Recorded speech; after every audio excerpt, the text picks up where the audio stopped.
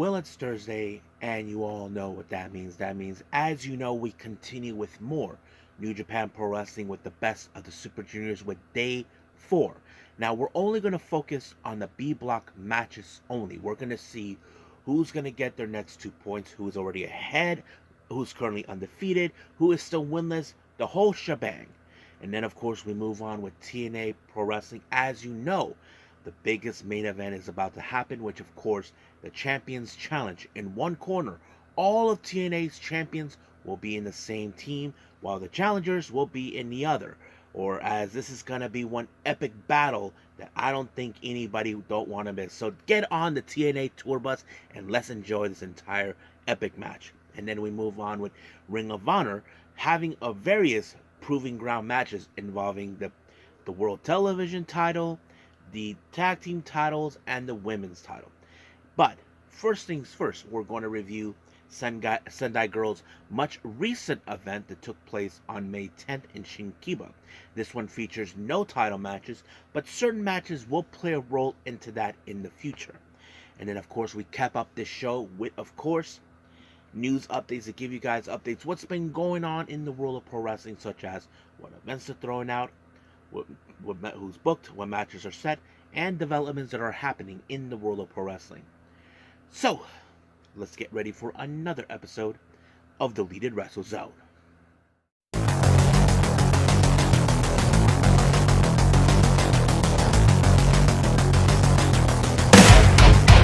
Are you ready? Get up, get up! Get up, get up! Get up, get up! Get up, get up! Get up, get up! Get up, get up! Welcome everybody to Deleted Wrestle Zone, all things that is pro wrestling with AEW, NXT, New Japan Pro Wrestling, TNA, the National Wrestling Alliance, various promotions, wrestlers, matches, and championships. I am your host, Gerard here. So, if you are new to the channel, welcome.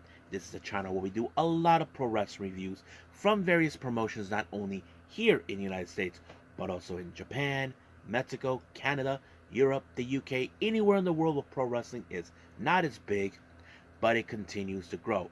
We also do, of course, discussion videos, talk about various topics in the world of pro wrestling, such as the wrestlers themselves, promotions, factions, storylines, whatever we want to talk about.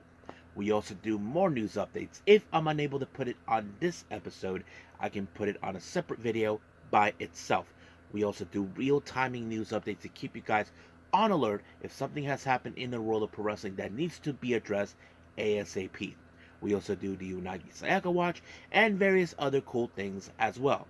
So if you like what you see, please subscribe to us. So click on that subscribe button. You'll be getting a lot of daily reviews and other cool wrestling content as well. But if you like this episode, please give us a like on the like button or a nice comment in the description down below. Now, all introductions have set aside, I believe it's time to shut up and get this show on the road with our very first review, and this one is, of course, Sendai Girls.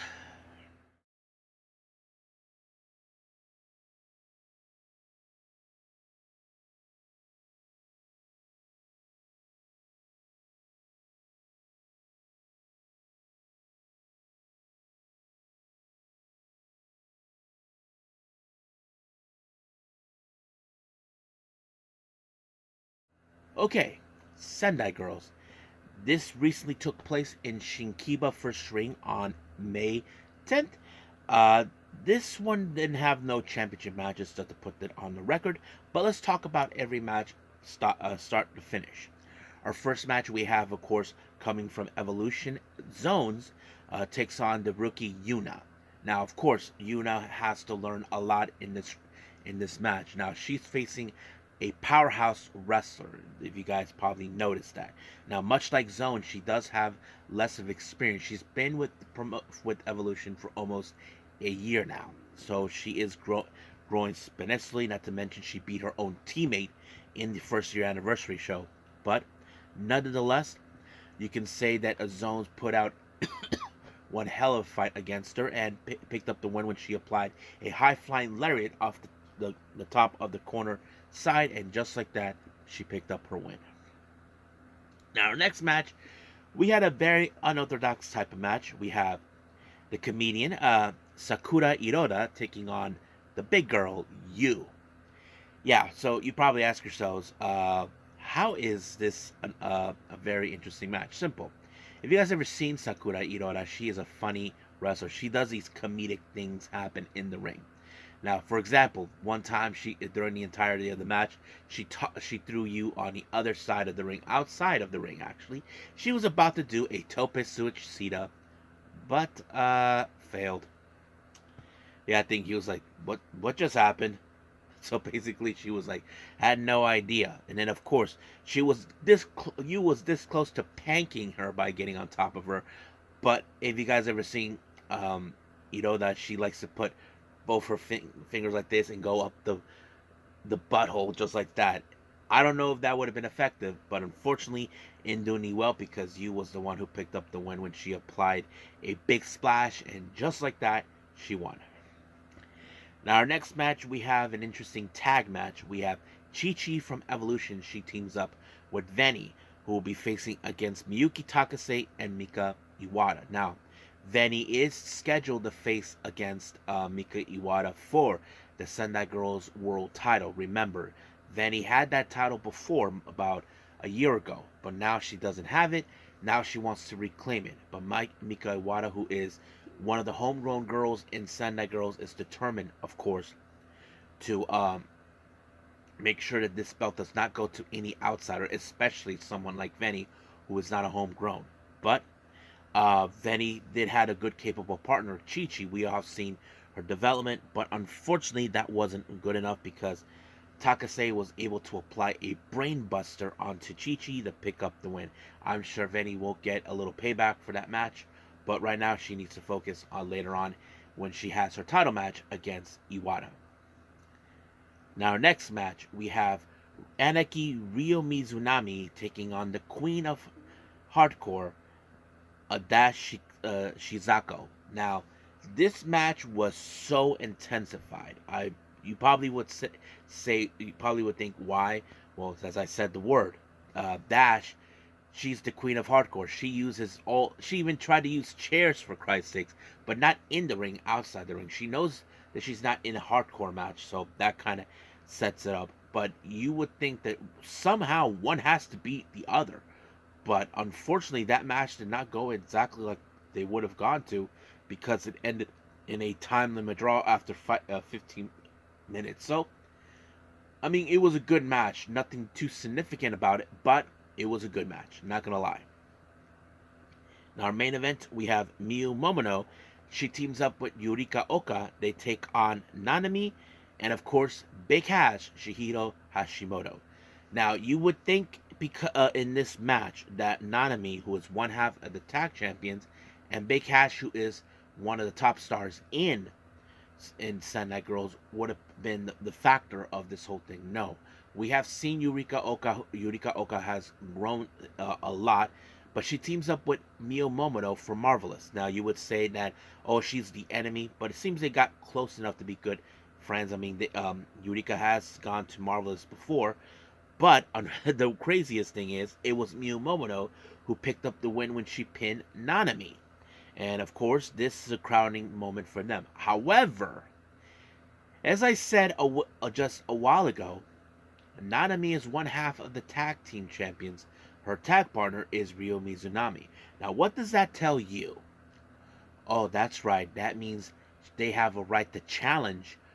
Miyu Momono and Yurika Oka have a right to challenge for the tag team titles. Now, I don't know exactly what they said, but the way I see it, it seems Ryo Mizunami is willing to acknowledge, yes, you beat Nanami fair and square, you get a title opportunity. So we could eventually see that.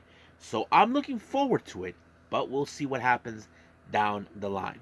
But as of right now, I think we are done with Sunday Girls. I believe it's time for TNA.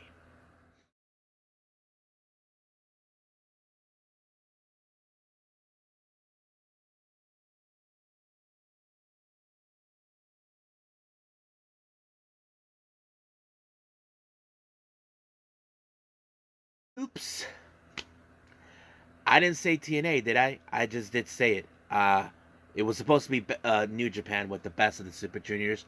So, my fault. My bad. Alright.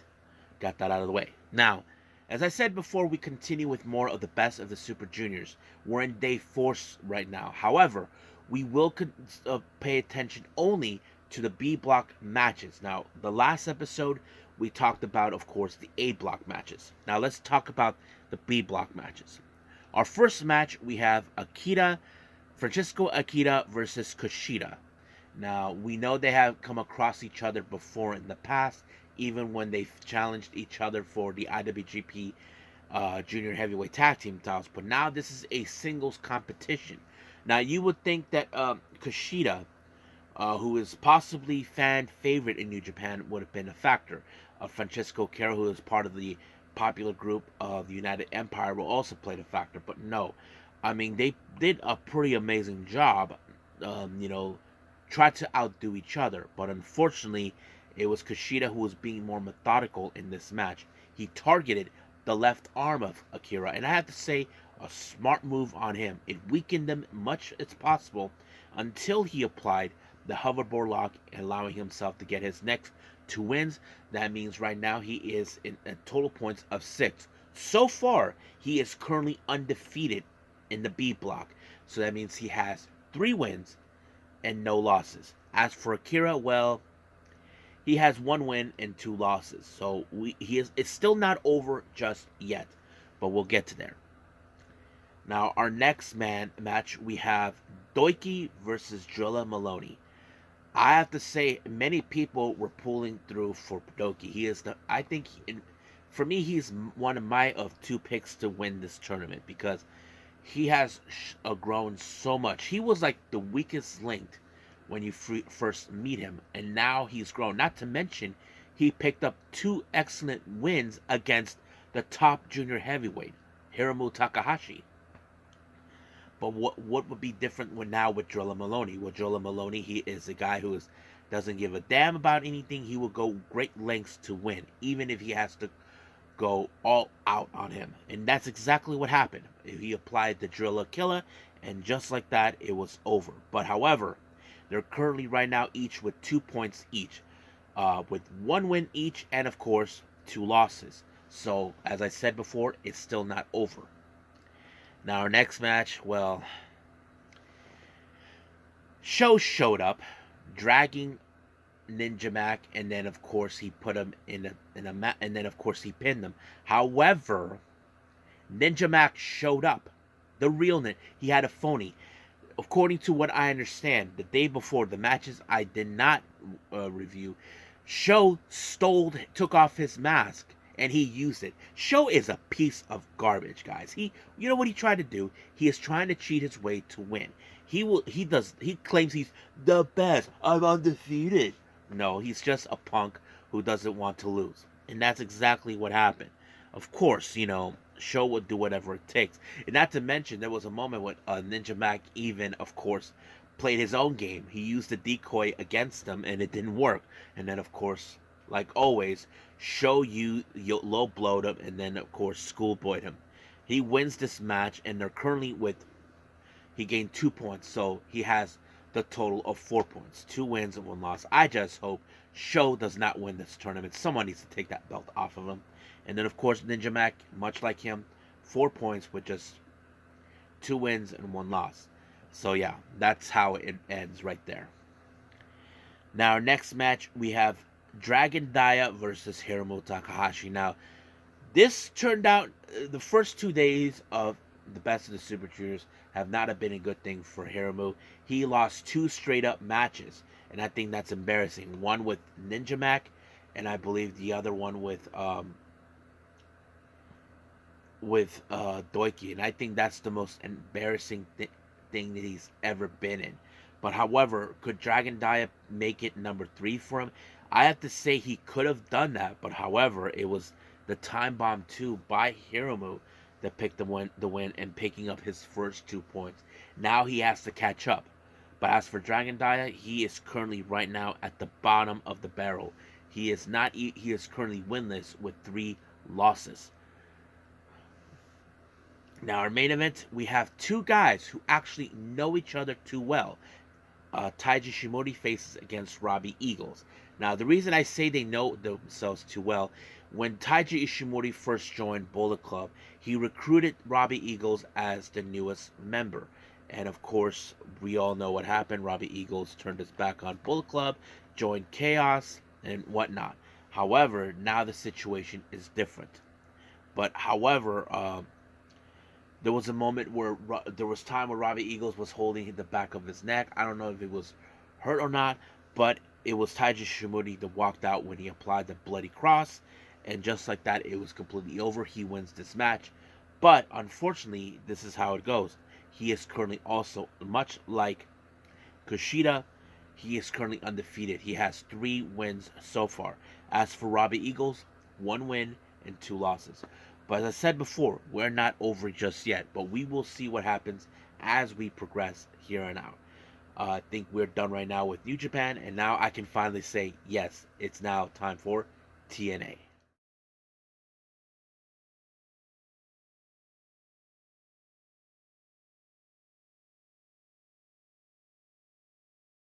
Okay, TNA. It opened up with Ash by Elegance versus Zaya Brookside. Now remember, they have come across each other on plenty occasions.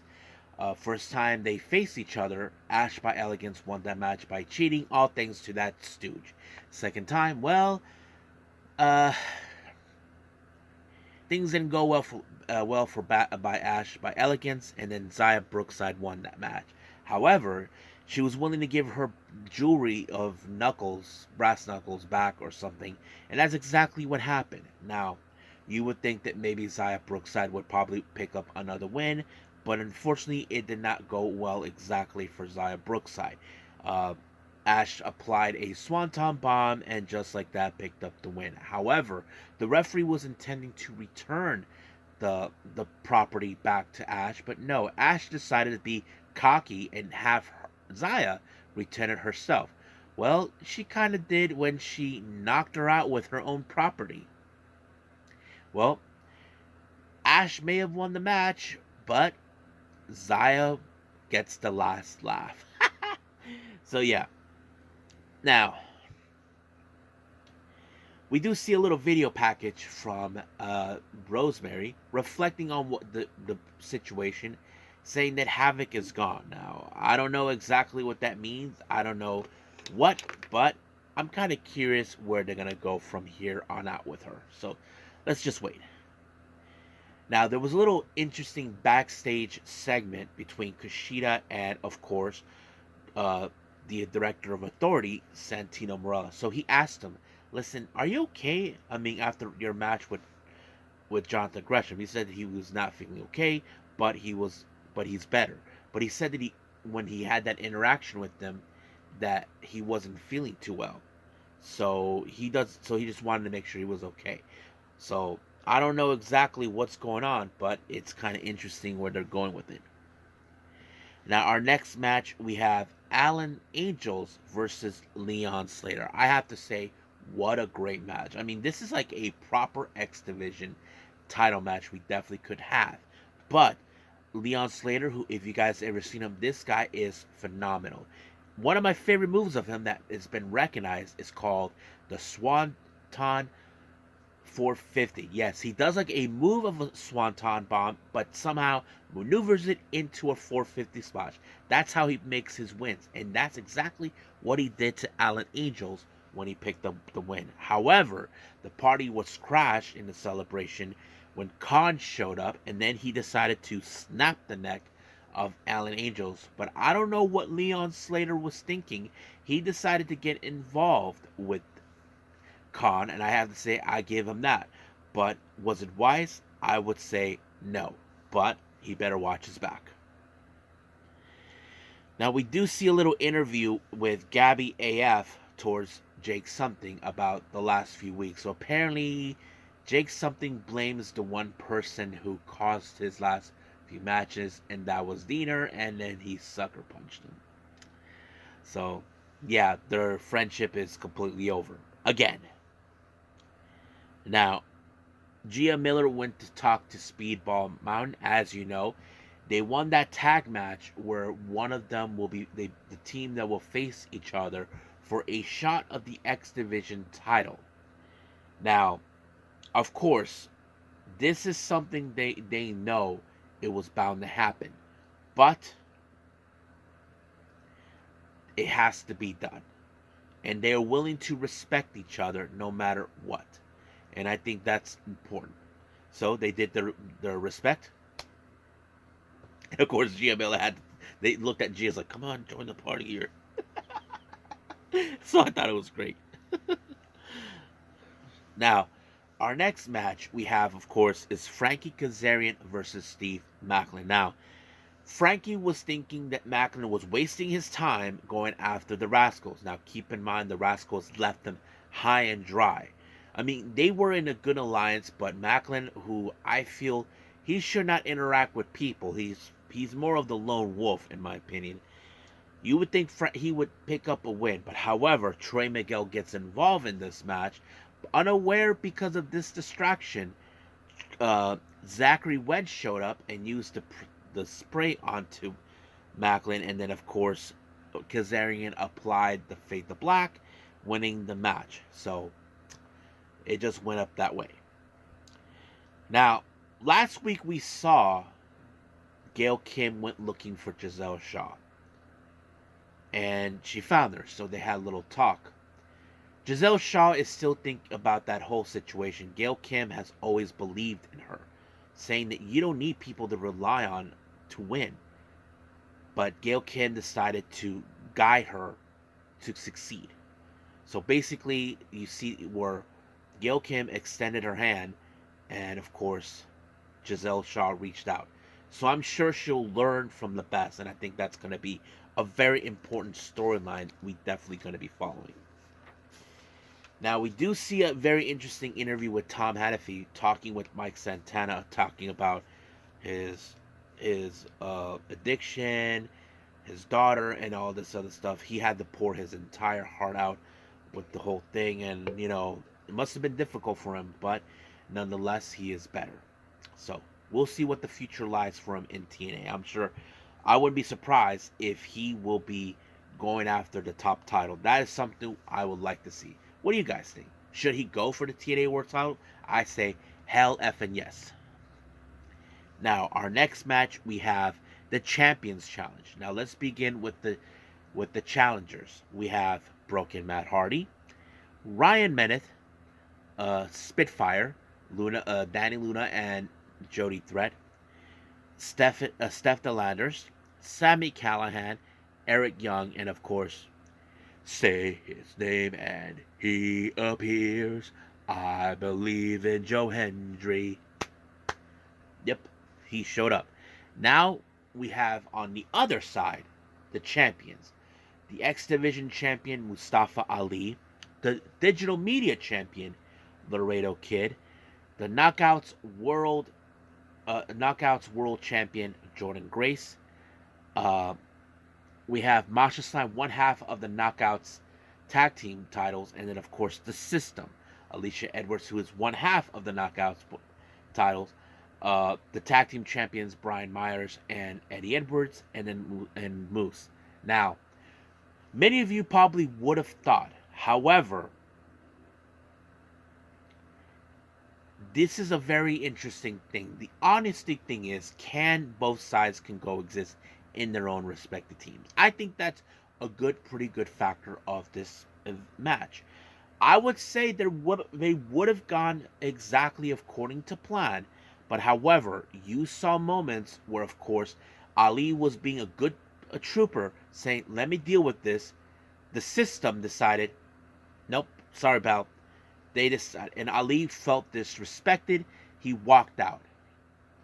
Now, I don't know if this factor caused them to lose this match, because in the end it was Joe Hendry with the standing ovation that picked up the win when he defeated Brian Myers, and I think that it was a pretty good one.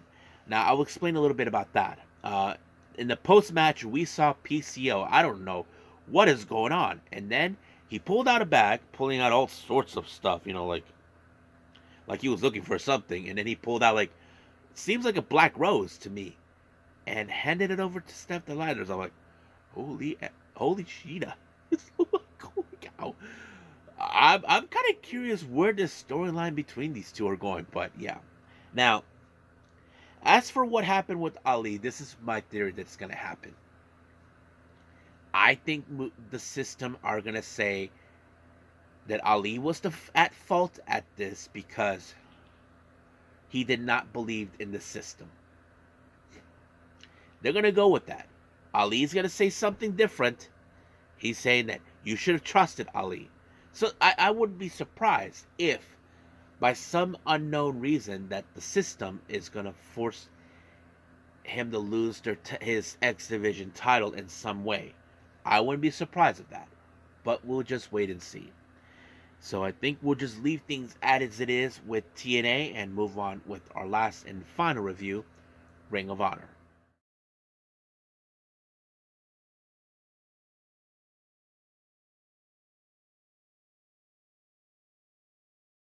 Okay, Ring of Honor. So as I said before, throughout the entirety of this episode of A Ring of Honor, there were some proving ground matches. Now our very first one is the proving ground for the Ring of Honor World Television title. We have Kyle Fletcher facing a guy named Mentalo. Now, we have seen this guy before. Some say that he was in fact in the thorn of the side of Kenny Omega. So it would make sense. But I have to say, Mentalo was a very impressive wrestler. I mean, he seems like the kind of guy you definitely want to look into, despite the fact the show was in Canada. But nonetheless, I would like to see him more. I mean, if he ever comes down here to the States, I'll definitely would check him out. But unfortunately, he could not stop the killer instinct of Kyle Fletcher when he applied the power driver, and just like that. But the honesty question is, who's willing to defeat him? Well, we'll just wait and see about that. Now, our next match, we have Jay Lethal and Satnam Singh taking on the members of the Dark Order, John Silver, and of course, Evil Uno. So you would think that this is going to be a very interesting matchup. Now, we know in the past, Singh and Lethal had some success at sometimes, unsuccessful at most times. But things were a little different for them this time because it was Jay Lethal with the lethal injection on Silver, allowing themselves to pick up a very good, impressive win. Now, then we have a little video package from the Iron Savages. As always, going to T-City. And we all know what that means, so we'll see where that goes. Our next match, we have Anna Jay versus Tara Sapp. Now, those who aren't familiarized with her, Tara Sapp is an expert in death matches. Well, we could say Anna Jay knows what that's like because she's been in one of those matches involving, sharp needles and all that. But unfortunately, that wasn't the case on this match. But one thing for sure, we thought she had this match won immediately. But unfortunately, she decided, nope, I'm not going to end it with the Gory Bomb. I'm going to end it with the Queen Slayer. So there's that. So we will see what happens. Now, our next match, we have Rachel Ellering, her first match in months after she was injured. She faces against Sky Blue. Now, it seems like this match, just by looking at it, you would have assumed that Rachel Ellering would have had a good comeback in some way, but everything that she threw at Sky Blue, except for Boss Lady Slam, was not in effect. But it was Sky Blue that was able to pick up the win with Code Blue, and just like that, it was completely over. Now, we do see the Spanish Announce Project. As you know, last time they confronted those idiots, Carter and Griff, they did a lot of mess. But they, of course, Angelico's pissed that they hurt his pest pal, Serpentico. But Serpentico tried to tell him, just chill, let's get into the vibes. But this thing between Cole, Griff, and Maria is not done by a long shot. Now, We have Action Andretti and Darius Martin. They take on two wrestlers, Levi Knight, I don't know much about him, and of course John Cruz, who Serpentico hates. Actually, is Serpentico himself. Shh. So anyway, you would think that there was going to be some interesting moments. Well, it kind of did. Of course, Levi and I tried to do the little disco thing, getting to the vibe, but of course, they were not getting in vibe with this. But however, it was Action Andretti that picked up a good win on Night, just like that. Now, our next match is a proving ground match for the Ring of Honor tag team titles. We have Mike Bennett and Matt Taven taking on Jason Geiger and London Lightning. Now, we have seen Lightning London on many occasions on both Ring of Honor and AEW. However, Jason Geiger, we have seen him in Ring of Honor.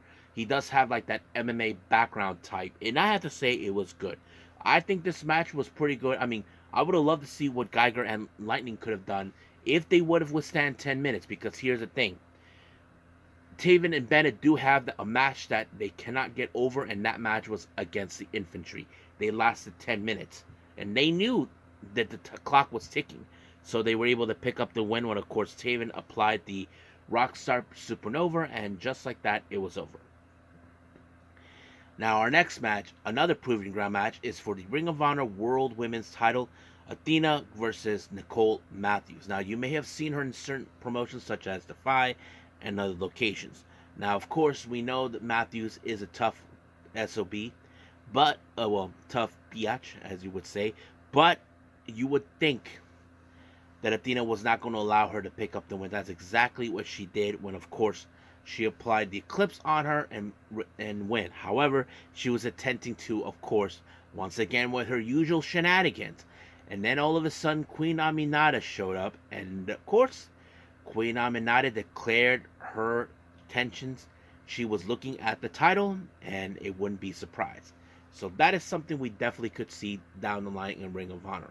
So make it happen, Tony Khan. I want to see it happen. I think many of you would like to see that happen. So I think that's pretty much it right now with Ring of Honor. So let's move on with our last and final thing, news updates.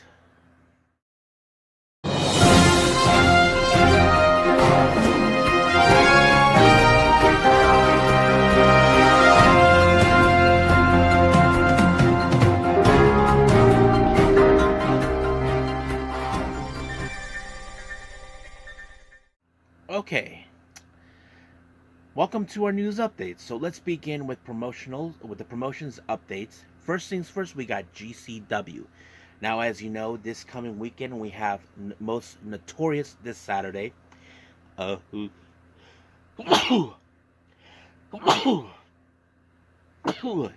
me. With Most Notorious in Philly, we do have, of course, Matt Mikowski versus Mecca.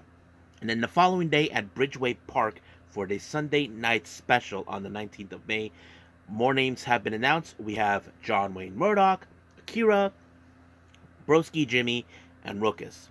And then later on the 26th of May for Paranoid in Columbus, Ohio, Megan Bain will be in action to take on Dark Sheik. And then, of course, in July in Louisville, more names have been announced for the Believe Me event. We have Nick Gage, Cole Radrick, Hoodfoot, and Shane Mercer. And then the next day for the So High show in St. Louis, they announced Masha Slamovich, Joey Janela, Mega Bane, and of course, Bussy! That's right, Bussy will be there too. And then, of course, finally, Don't Tell Me What to Do in Indianapolis on the 20th of July. We have Jordan Oliver, Manders, Myron Reed, and the Rejects. So that's pretty much for the updates in GCW. Now, as for House of Glory, for their two back-to-back shows taking place. For the War Within on the 24th of May, they announced Gringo Loco will be there too. And then, of course, for the Glory of War on the 25th of May, the House of Glory World title will be defended. Mike Santana, our current champion, will defend it against JT Dunn. That's right, JT Dunn is the same guy from Wrestling Revolver. That's going to be an interesting match. Now, a very interesting match has been announced for AEW's Double or Nothing. You may have heard it or not. There's going to be a eliminator match for the IWGP World Heavyweight title. Takeshita will have to defeat Jon Moxley to get a shot of this title. Now, there's people that have been talking about this match saying, why is New Japan allowing a guy from DDT to have an opportunity to win for its shot of the title? Well, that's a long story, but you guys can realize it why. But we'll see. So I think that's pretty much it for our for updates with the promotions. Now let's talk about certain developments that are taking place. DDT has announced that they're teaming with Masahiro Chono to be how to say, to create the Safely Task Force, which is a race to raise awareness for prevention, disaster preventions and other life-saving countermeasures. So basically, I don't know exactly what that means, but it seems interesting and important enough for something like that. But yeah, but it's kind of interesting to hear that. Now, Rocky Romero was recently in Fightful Select interview. Now, there was one question that was brought upon him, and I think many of you would ask, will there be a forbidden door in Japan? I think that's a very honest question. And Rocky kind of talked about this. This is what he had to say at Fightful Select. AEW has a huge potential to do an event along with New Japan in Japan. That's an easy one. That is big one. The Forbidden Door. New Japan uses AEW's infrastructure. If AEW was to come to Japan, it would be and vice versa, where they could use New Japan's infrastructure to do a big event in the stadium or Budokan or wherever. So, I have to say it is a good question. I mean, this is what, the third year we're seeing the Forbidden Door happening? I mean, would you guys want to see a Forbidden Door in Japan? I mean, this would be huge, and I think that would be amazing. But they're right. Rocky has a good point. New Japan is using AEW's infrastructure to make a Forbidden Door happen. And AEW could do the same thing with New Japan. And I think anything's a possibility. Now, recently, MARIGOLD, as you know, we're not that far from their very first show taking place on May 20th. Now, those who know this or not, these guys don't have an official ring of their own. Apparently, they're going to be borrowing one from Pro Wrestling Noah. And there's a picture of course, Victoria Yuzuki and Komomo actually getting a feel of the ring before using it. So that's kind of interesting to hear. Now, finally, this is a very interesting development. I don't know what you guys will think. Saudi Arabia are in talks with WWE in hoping they can host a WrestleMania or a Royal Rumble event either on 2026 or in 2027. Now, we know they mentioned that both WrestleMania and Royal Rumble will do shows in the US. But having a WrestleMania and a Royal Rumble, that's going to be a very interesting talk. Now, what do you guys think? Should they do a show outside of that? I mean, I know it's going to be difficult for those here in the States to go down to certain areas because Saudi Arabia, you have to be invited. That's the thing. I know this type of thing. I hear people that say you have to be invited by someone of higher power or something like that. But yeah.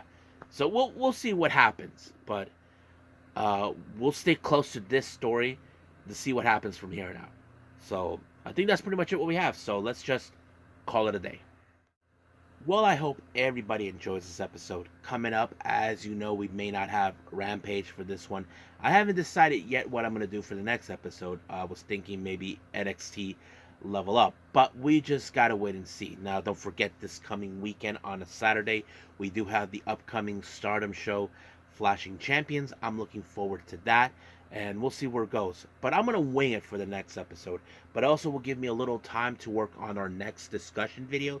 As we talked about, Starlight Kid is hinting the possibilities of removing our mask. And I said it before, we will deep dive on wrestlers that were able to succeed without the mask. And also deep dive the ones that were unable to. And of course, I will be up doing the next Unagi Sayaka watch for this coming weekend. And various other cool things as well. There'll be a special announcement coming up real soon, and I think many of you are going to like this one, and you're going to enjoy it, much as I have. But as of right now, I will see you guys in the next DWZ time, same DWZ channel. I must bid all of you adieu. So, goodbye, mwah, and have a nice day. Bang.